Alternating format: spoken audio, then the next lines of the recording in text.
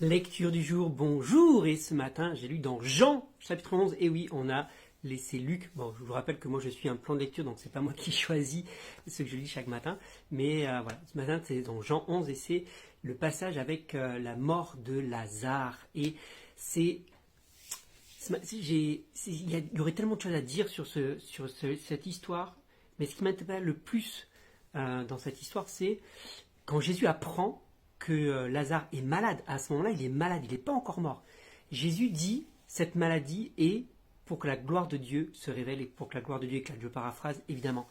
Et, et au lieu d'aller à ce moment-là voir directement Lazare, où on pourrait dire, ok, d'accord, donc Jésus va aller guérir Lazare, il va y aller dessus. Non, Jésus n'y va pas. Il va faire encore un détour et puis il va attendre encore quelques jours avant d'y aller. Et au final, il va attendre qu'il meure. Et ça peut paraître complètement fou de te dire, mais allô quoi, tu vas attendre qu'il meure. Oui, parce que Jésus va le ressusciter. Jésus savait déjà ce qui était prévu et c'était quoi le plan entre guillemets.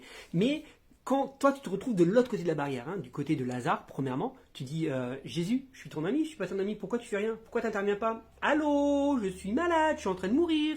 Il n'y a pas de médecin, il n'y a pas d'urgence ici, il n'y a pas de médicaments, il n'y a pas de traitement, il n'y a pas de vaccin. Comment je fais?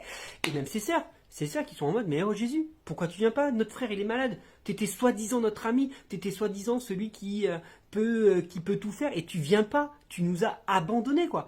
Et c'est un peu ce que Marthe va lui dire. D'ailleurs, si tu avais été là, il aurait guéri. Si tu étais venu, il aurait guéri un peu plus tard. Et Jésus va être affecté en même temps par la mort de Lazare.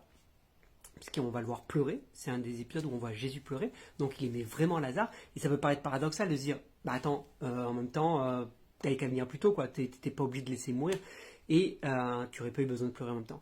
Mais donc il y a tout un paradoxe là, où on voit à la fois Jésus laisser Lazare, la situation s'empirer, mourir, et en même temps être triste de sa mort.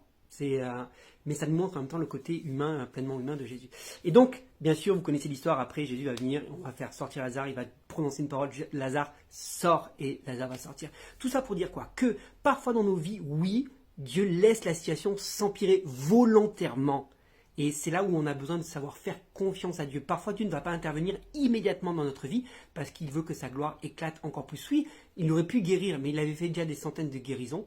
Mais là, on parle de résurrection. Et parfois, Dieu aussi a besoin que les choses meurent en nous pour pouvoir les ressusciter et leur donner un nouveau départ. Alors simplement, si tu es dans une situation où tu dis mais pourquoi tu n'interviens pas? Parfois, juste sois patient. Attends.